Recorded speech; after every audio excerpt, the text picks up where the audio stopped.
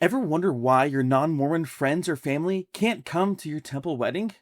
It's not about sacredness, it's about secrecy, and it always has been. Welcome everyone back to Behind the Veil, where we pull back the curtain on Mormonism and expose the truth that they definitely do not teach you in Sunday school. Today, we're going back to the origins of temple marriage and exposing how polygamy and cult-like oaths of silence created a tradition that still keeps some family members exiled from temple weddings. And we've all heard this before. Temple weddings are sacred, not secret.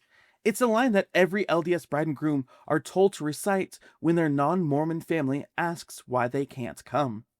The official reasoning is that the temple is too holy and only the worthy can enter. But let's stop and really think about it. Why would your Christian grandmother, who spent her life loving Jesus, serving her community, living with integrity, not be allowed to witness your wedding just because she wasn't a part of that one religion? She didn't have that recommend, but she still lived a wonderful life. Why are friends and family excluded from the most important day of your life? Yeah, so I just wanted to kind of point this out. I was sealed in an LDS temple over 28 years ago. And my siblings, none of my siblings were allowed to attend my temple sealing. Not because they'd done anything wrong or broke a commandment or anything like that. It was simply because they were too young. My twin brothers were 13 years old, and my daughter was, or my, sorry, not my daughter, my sister was 10 years old. And so they were not allowed to attend. And then I also want to point out, I have a daughter who we adopted from China in 2016. She is blind and she's cognitively about 3 years old, and she will always be cognitively about 3 years old. So here is another issue that I have with this. She is never going to be able to go through a temple ceremony. She'll never be able to go through an endowment ceremony and get an endowment and do any of that because of her cognitive disabilities.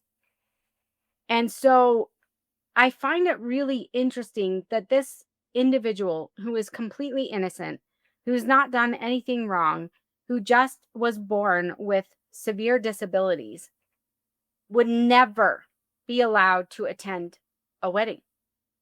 Now, when my oldest daughter was married in an LDS temple, she was only about 13 years old. So, of course, she wouldn't have been allowed because she was too young. But let's say that my daughter got married when she was older and my youngest was maybe 20 years old or 21. She still would not have been allowed to go, or no matter what age, she would never be allowed to attend a wedding. And the problem is, it's not because she's unworthy. It's because of her disability. And I have a huge issue with that. Let that sink in for just a minute. Number one, the children in my family who were more innocent than any adult who attended my wedding, guaranteed, were banned from my sealing ceremony. Not because they weren't worthy by LDS standards, but just because they were children. And also, on that same note, my daughter, who has a severe cognitive disability, will never be allowed to attend a wedding of any family member simply because of her disability, not because she's not worthy. That is a huge issue. What is sacred about that? Jesus told us to become like a little child. Jesus called the little children unto him and blessed them. Jesus never banned little children from accessing him. But the LDS temple says no children allowed. What is sacred about banning family members and friends from attending a wedding ceremony? Absolutely nothing. What kind of religion hides weddings behind locked doors and arbitrary rules about worthiness? What kind of church divides family and friends on one of their most joyful days and then calls it holy? Let's be honest. It's not about sacredness, and it never was. So the real question is, what are they trying to hide? where did the secrecy surrounding the LDS sealing ceremonies begin? Well, it began with Joseph Smith's secret practice of polygamy. Despite public denials, he privately married dozens of women, including those who were already married to other men. And we've actually done a couple other videos about Joseph Smith's polygamy and the deceptive sealing practices. So I highly recommend that everyone go checks out those videos. They'll be linked down below in the description. But moving on, these clandestine unions were illegal under US law and were highly controversial within early Latter-day Saint communities. And in order to avoid legal trouble, these polygamous marriages had to be kept under wraps, and therefore these secret sealing ceremonies began. Emma Smith, Joseph's first wife, was unaware of most of these plural marriages. And historical records and family search information indicates that she was around the 22nd woman sealed to Joseph Smith. So even though first wife, 22nd woman sealed. And this highlights the extent of secrecy surrounding these practices. And in June 1844, the Nauvoo Expositor, which was a newspaper established by former church leaders, including William Law, published allegations against Joseph Smith, accusing him of practicing polygamy, abusing his ecclesiastical authority, and the publication stated that Smith had introduced false and damnable documents into the church, such as the plurality of gods and the plurality of wives. And to maintain secrecy, Joseph Smith introduced the Endowment ceremony, which included oaths of confidentiality under threat of allowing your life to be taken. This ritual ensured that only trusted individuals were privy to the practice of polygamy, effectively silencing dissent and controlling information within the church. And then in 1842, Joseph Smith introduced a new temporal ritual to his most loyal followers, which was the Endowment ceremony. But what was it really? According to the church, it was a sacred preparation for eternal life. But the origins, content, and purpose tell a very different story. So let's be clear here. The Endowment ceremony did not descend from God. It was heavily influenced by Freemasonry.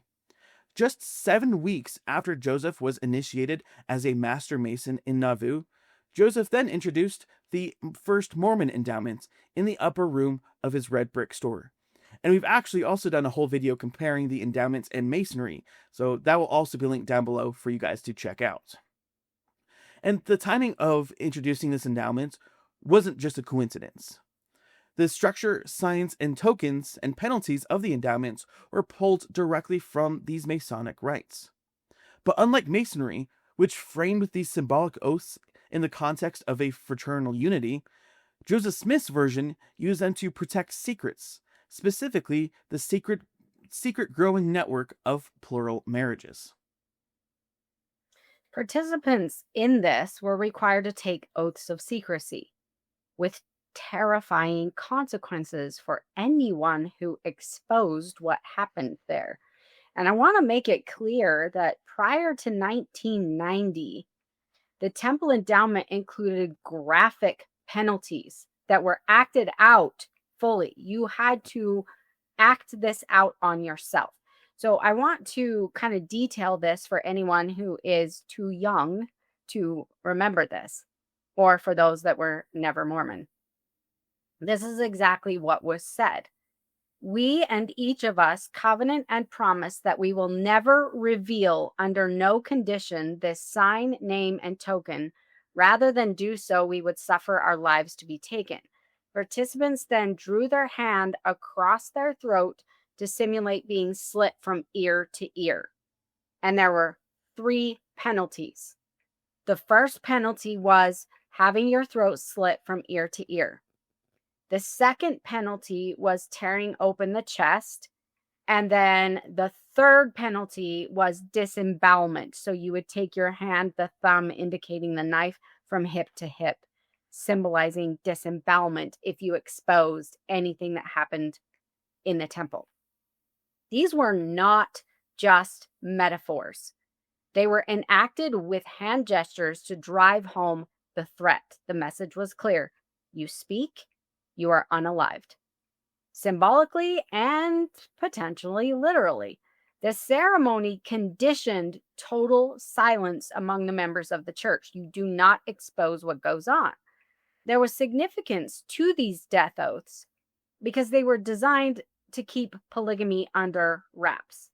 And as we go through, anyone who's been through a temple ceremony knows that when you get to the celestial room, nothing happens there. So you're taught things, oh, we're in the telestial kingdom, now we're in the terrestrial kingdom, we learn different things, and then you go to the celestial room and they don't teach you anything anymore. Initially, celestial marriage was taught in that room. And so they get you to do these death oaths, and then at the end, they introduce celestial marriage or polygamy. So you've already under this oath of like, you will be unalived if you expose anything here. Now we will introduce that. So according to multiple firsthand witnesses, polygamy, like I said, was introduced in the celestial room. And these oaths of vengeance, or death oaths, were meant to keep this doctrine secret. So this isn't about spiritual enlightenment. It's about determining who could be trusted.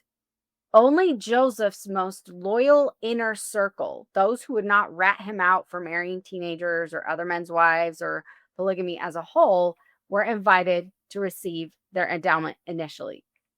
If you wanted to attend a sealing, you had to have already gone through the endowment. So these sealings, originally, obviously the temple wasn't built initially, so they were not initially done in a temple, but there were very few people that were ever allowed to be in attendance, even before it was done in a temple, because it had to be kept secret. So there are no exceptions. Once the endowment was instituted, there are no exceptions to that rule, that you had to have gone through that endowment and gone through those death oaths before you were then allowed to attend a wedding. And this created a closed loop of secrecy. The inner circle got their endowment, they took these death oaths, and then in the celestial room, they're introduced to this idea of polygamy as the final step. And then obviously that teaching in the celestial room was removed when polygamy was discontinued, so that Utah could become a state and join the United States. So they never talked about these death oaths. You never talked about, because they had swore they would rather have their life be taken than talk about anything in the temple. You'll notice any LDS member, they won't tell you anything that happens in the temple. They will not tell you anything. You are not allowed to say what your new name is. You're not allowed to say anything that happens in there. And that veil of secrecy over the temple, the reason of that is actually baked into the secrecy of polygamy and the secrecy of what Joseph Smith was doing. But it's this secrecy that is cloaked in, quote, sacredness. And Joseph Smith weaponized sacred rituals to conceal illegal and morally questionable behavior. He cloaked polygamy in a veil of sacredness, but the truth is, it was a legal and reputational liability, and the endowment was designed to protect it. You didn't go through the endowment to get closer to God. You went through it to prove you wouldn't betray the prophet. And once you'd taken these oaths of silence, of loyalty, of death, you were in too deep to back out. I want to also point out here really quick, I forgot to mention this. When you're in the temple, there's only a few covenants that you make, right? What's one of those covenants?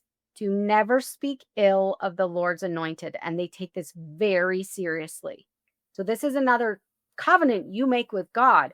Well, you can't call Joseph Smith out for polygamy or say anything negative about Joseph Smith and what he's doing without breaking that covenant with God. So that's another, like, there's all these layers of like keeping your mouth shut.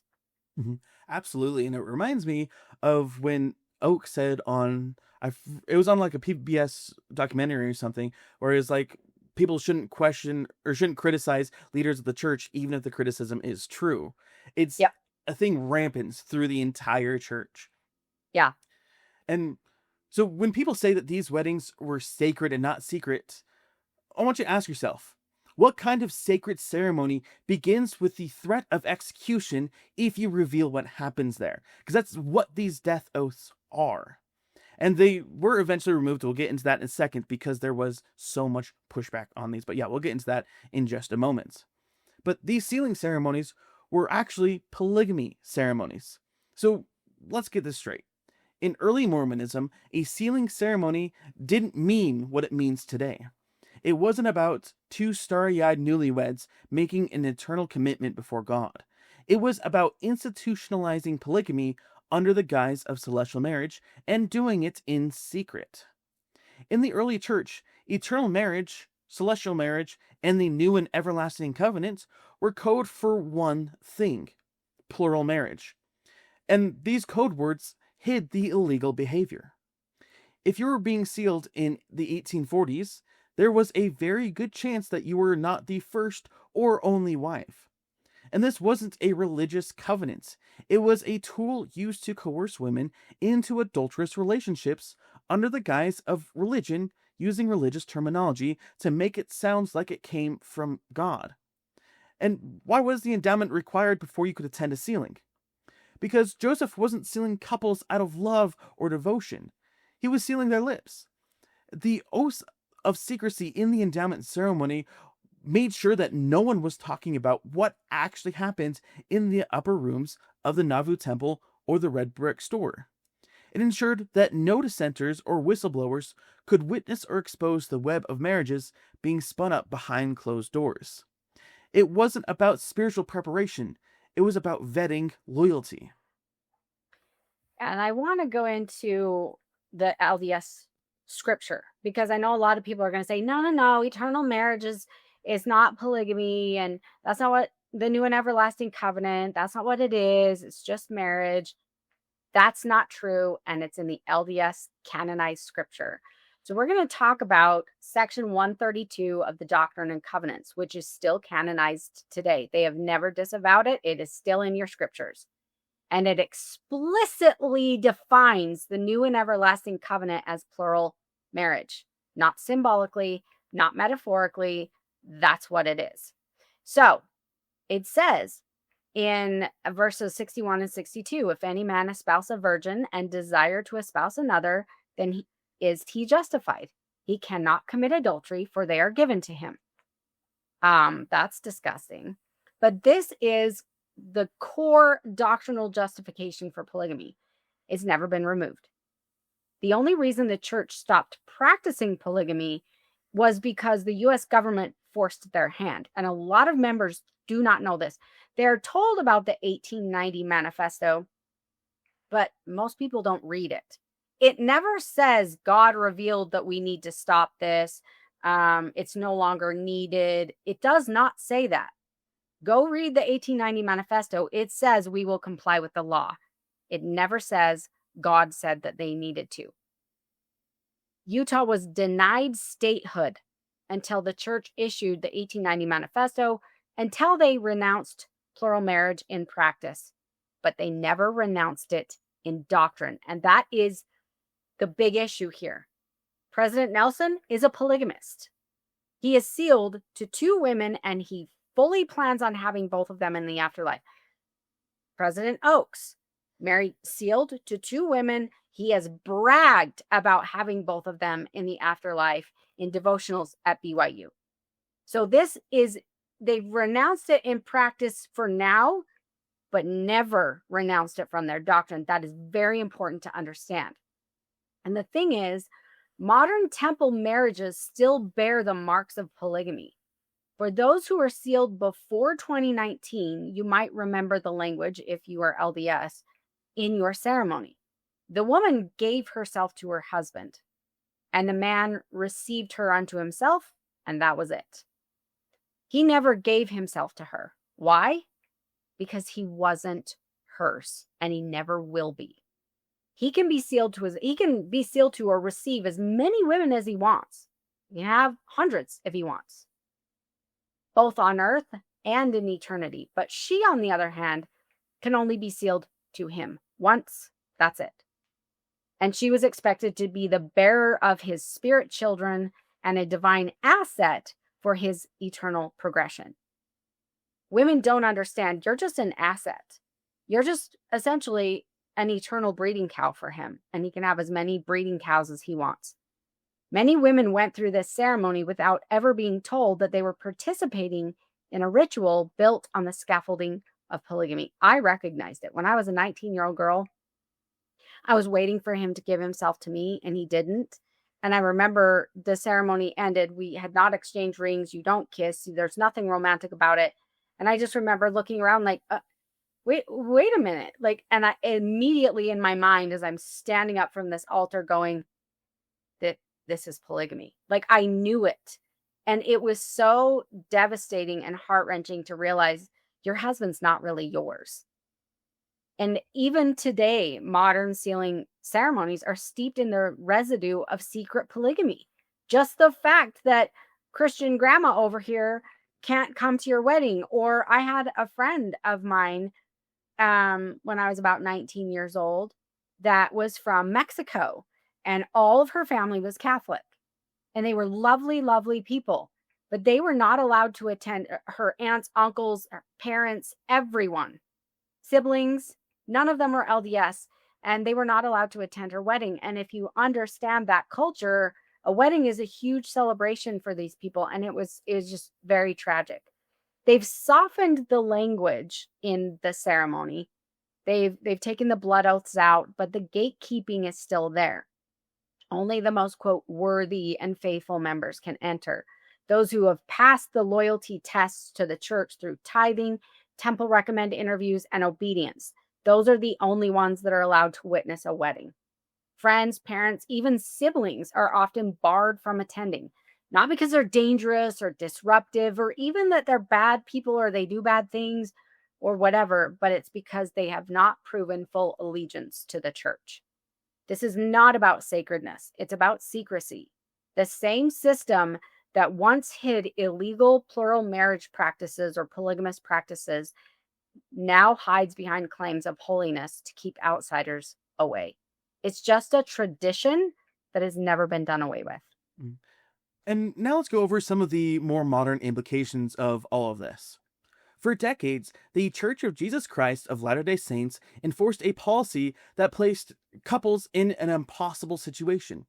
Either choose between a temple sealing or having all loved ones present at their wedding.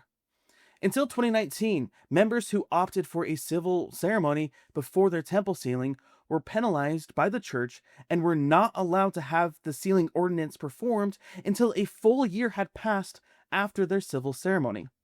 And this policy often led to the exclusion of non-member family and friends from witnessing the couple's marriage ceremony.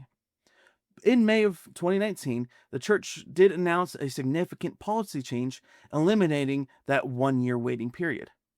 And despite this change, the core issue remains.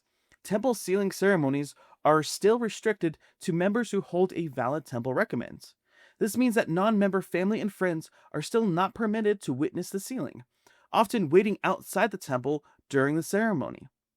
And the church's policy change did very little to unify families in celebration on this most joyous occasion. Allowing couples to hold civil ceremonies without penalty was a move in the right direction, but it still alienates families. The temple sealing ceremony remains a painful division, leaving many families divided on what should be a celebratory occasion. Temple weddings are not just exclusionary.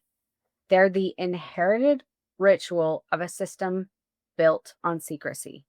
And that, I think, is the point that we're trying to drive home for you today, is that when you're just told, oh, it's just sacred, the temple is sacred, we can't have unworthy people in here. It didn't begin with holiness and sacredness.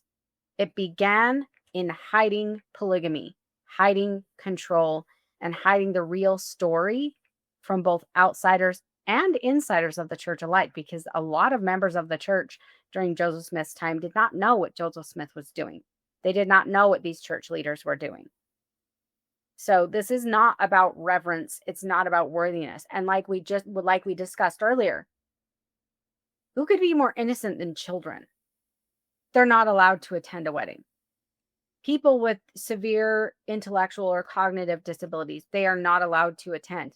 It's not about worthiness. Who could be more worthy than an 8-year-old child? Or, you know what I mean? It's not about that. It's about gatekeeping and silence. And it's a religious tradition created not to elevate love, but originally to hide a system of illegal polygamy.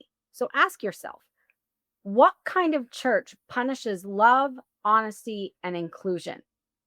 What kind of church asks you to choose between your most sacred, amazing wedding ceremony and your own family? What kind of God needs loyalty oaths and closed doors in order to celebrate a marriage? If this episode helped you see behind the veil, make sure you like, subscribe, and share it. Because all of this, it's not about holiness. It's about loyalty, secrecy, and control, and that's the truth we are here to expose. So make sure you follow us, subscribe to our Substack for more truth that they won't teach you in Sunday school. We'll see you all next time.